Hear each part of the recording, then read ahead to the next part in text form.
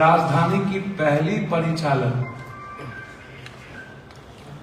C K Jafar शरीफ और पप्पू यादव के नेतृत्व में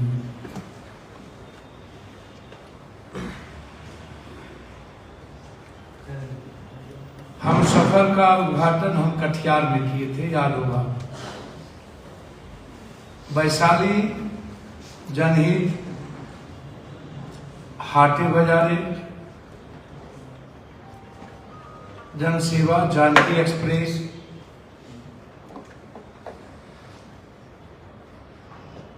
और कोसी।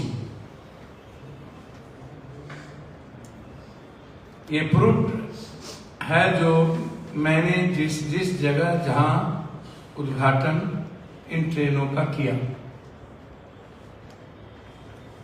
जानकी एक्सप्रेस सहरसा तक चलती थी, फिर उसको कटिहार मनिहारी किया गया।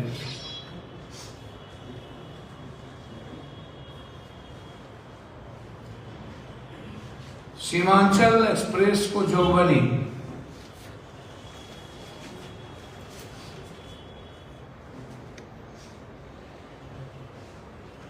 जो यार विद्युत परियोजना का जो रेल है, लोग तो उम्मीद ही छोड़ दिए थे कि बड़ी रेल लाइन भी इधर आएगी। मधेपुरा में उम्मीद ही छोड़ दिए थे कि रेल फैक्ट्री भी बनेगी।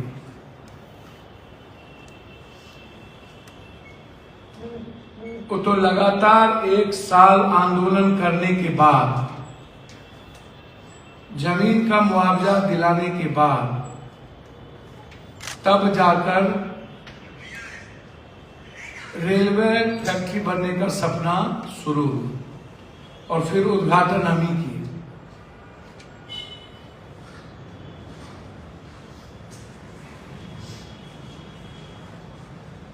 गडकरी जी ने खुद मधेपुरा में पप्पू यादव के बारे में, आप एक एक योजना, आप एक एक चीज है आपके पास, उनके बयान निकाल लें।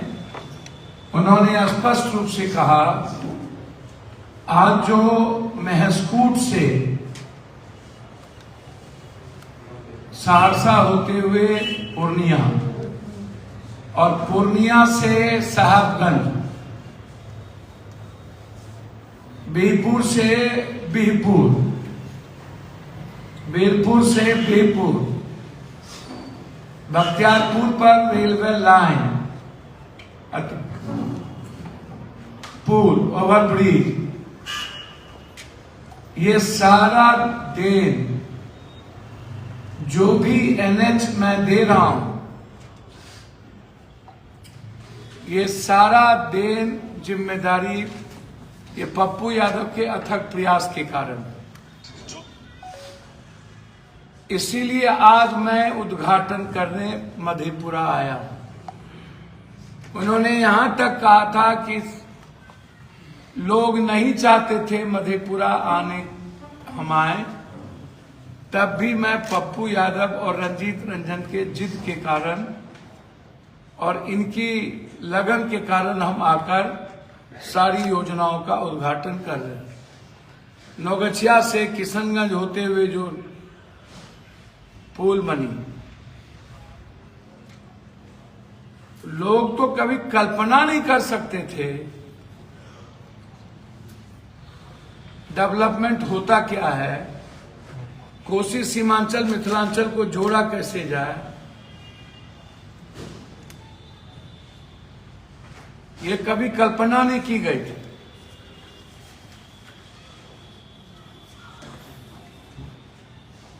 हम जानना चाहेंगे कि इस नई रेल लाइन के बाद जो 2014 और बीच में और फिर उसके पहले जो बनी, मेरा सीधा सवाल है कि एक भी लाइन दूसरा क्यों नहीं बना। कुर्सेला बिहारीगंज का शिलान्यास सहरसा में से पप्पू यादव और कुर्सेला से रामविलास पासवान के संयुक्त नेतृत्व में हुआ। बिहारीगंज से कुशेश्वर रास्ता। एक रेल लाइन नहीं है, आप उठा के देख लें। जो भी नई rail line Biharigunj to Banmankhi होते हुए, जलालगढ़ होते हुए गलगलिया, और गलगलिया से अररिया होते हुए सुपौल, एक रेलवे लाइन का नहीं है। चौसा होते हुए, नौगछिया से चौसा होते हुए, आलमनगर होते हुए, उदा किशनगंज होते हुए बख्तियारपुर, मधेपुरा को जोड़ते हुए, ये सारी रेलवे लाइन जिसका लिखा हुआ है जमीन अधिग्रहण हो गया था, मेरे चुनाव हारने के बाद वह नहीं बन पाया। का है, जब जमीन अधिग्रहण हो गया, जमीन की नापी हो गई, तो फिर क्यों नहीं बन पाया?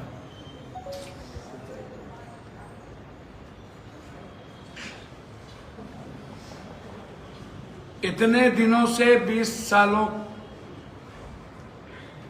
के अंदर इस इलाके में आप गडकरी जी को क्यों नहीं ले आए पूर्णिया? यहां उद्घाटन करा लेते। कटिहार उद्घाटन करा लेते।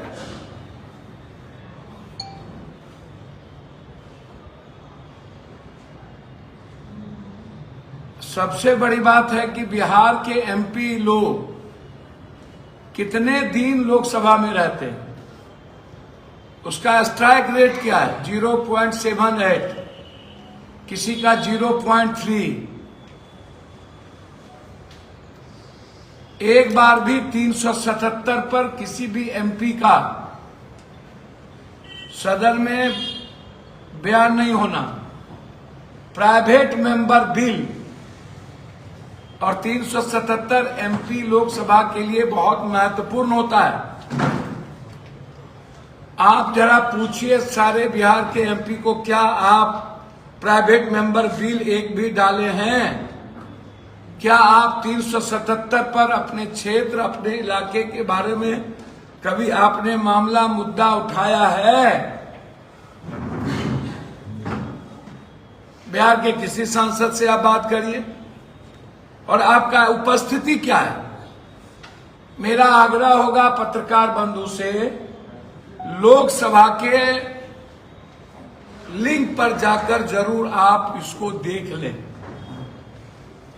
तब आपको पता चलेगा कि सांसद लोग अपने क्षेत्र के प्रति कितना गंभीर रहते हैं। संवेदनहीनता की प्रकाष्ठा है। जनता के प्रति संवेदना नहीं होना और उसकी आवाज नहीं उठना, ये आप सोचिए। हम आपको आश्वस्त करते हैं और मैं वादा करता हूं, जो बिहारीगंज से रेल बनमनखी आती है, बनमनखी से जलालगढ़ होते हुए या कस्बा होते हुए सीधा गलगलिया को जोड़ना, कुर्सेला से रुपौली होते हुए, धमधा होते हुए, बिहारीगंज होते हुए भीमनगर को जोड़ना, भागलपुर से हर कीमत पर, भागलपुर से हर कीमत पर रेल को चौसा, उदा किशनगंज होते हुए मधेपुरा को जोड़ना और इस निर्माण के कार्य को हर कीमत पर 5 साल के अंदर पूरा करना, ये मेरी पहली प्राथमिकता है।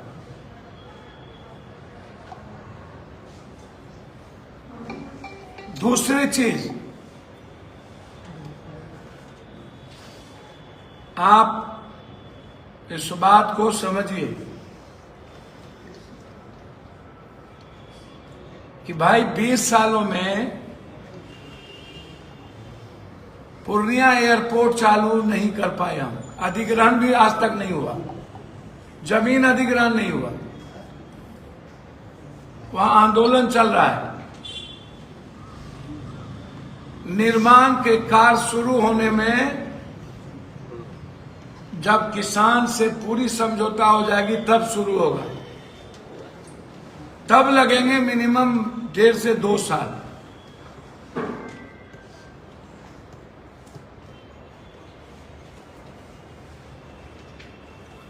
मेरे पास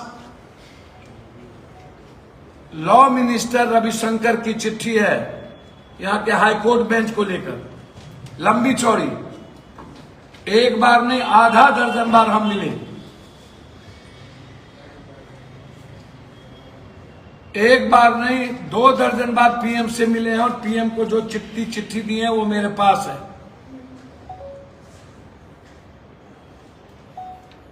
और उसमें हाईडेम भी थी, जूट मिल भी था, चीनी मिल भी थी। भाई 20 साल के अंदर चीनी मिल बनमनखी की यहां से उजड़ के क्यों चली गई? एक चीनी मिल थी, जूट मिल बंद क्यों हो गया?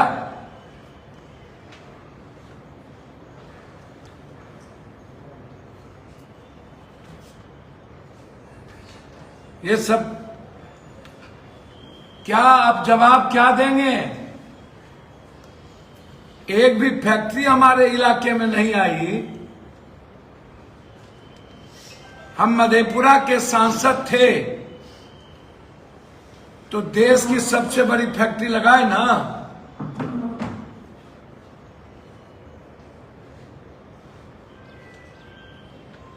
रोक नहीं न पाया रेलवे फैक्ट्री को, लगी मधेपुरा में मेरे ही नेतृत्व में ना।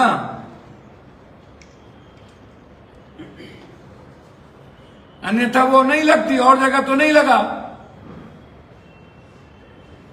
कई जगह तो बंद हो गई फैक्ट्रियां।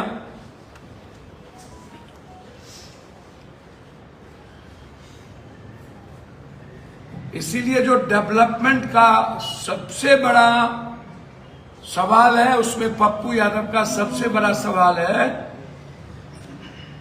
कि पूर्णिया में 6 महीने के अंदर हर तरह के भ्रष्टाचार को जीरो टॉलरेंस पे करना, मिटा देना, खत्म कर देना। किसी भी कीमत पर ब्लॉक थाने को हम दलाल से मुक्त करेंगे।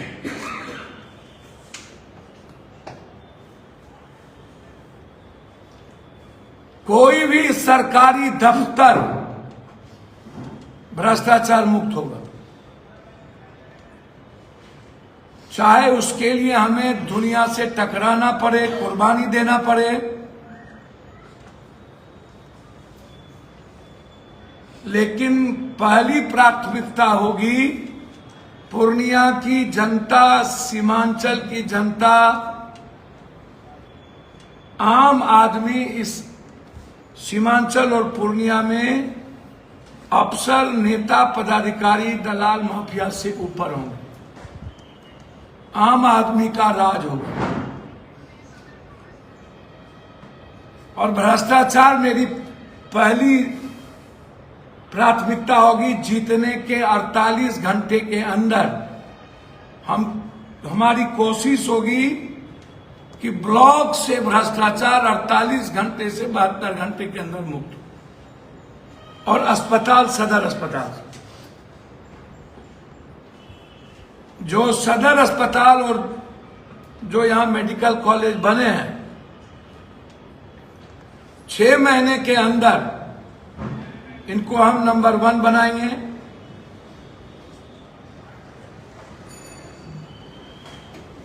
और हर तरह के जो मेडिकल शोषण हो, चाहे जो भी, आम आदमी को उससे आजाद छुटकारा दिलाए। हर कीमत। गुलाब बाग हमारी प्राथमिकता में है। और पूर्णिया बिहार में पटना से ऊपर हो, विकास के मामले में, सुविधा के मामले में, सुरक्षा के मामले में और आम आदमी की आजादी के मामले में। पटना भी फेल करेगा पूर्णिया के सामने। पूर्णिया अपने आप में राजधानी होगी बिहार की।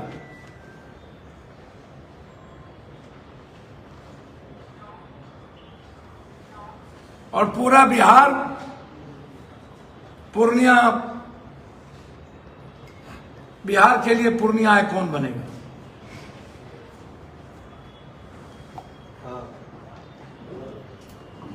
क्या ये आप इस बात को बहुत क्लियर समझ लें। मैं सिर्फ आपको ये प्रूफ के साथ, इस फोटो के साथ, सभी रेलवे के उद्घाटन के फोटो के साथ जो जो चिट्ठी मंत्री और डीआरएम और हमारे साथ विभागीय लोग थे, उनकी सारी चिट्ठी आपको मैं दिखाना चाह रहा था कि 90 के बाद जो चीजें हैं, होम डिलीवरी पप्पू यादव की तरफ से हर चीज होगी। आधार कार्ड से लेकर बस एम्बुलेंस से लेकर छोटी मोटी जांच से लेकर होम डिलीवरी करें। राशन कार्ड, आधार कार्ड, ये सारी चीजें घर तक पहुंचेगी। ब्लॉक आने की जरूरत नहीं पड़ेगी, धक्के खाने की जरूरत नहीं पड़ेगी। आप इसको समझ लें। और 1 रुपया किसी गरीब को नहीं लगेगा, 1 रुपया। और सबसे ज्यादा जो परेशानी है आम आदमी को 3 चीजों से, भ्रष्टाचार, मेडिकल और जमाबंदी और मोटेशन, जमीन, यह मेरे लिए सबसे अव्वल रहेगा और प्राथमिकता हो। मोटेशन, जमाबंदी, रजिस्ट्रेशन में चाहे वो एडीएम हो, चाहे वो डीसीएलआर हो, चाहे सीओ हो, चाहे सीआई, हर व्यक्ति के साथ मिलकर हम पूर्णिया की जनता को पूरी पारदर्शिता के साथ कैंप लगा करके हम मिडिल क्लास और आम आदमी को जमीन के मामला में उसको सुविधा दें।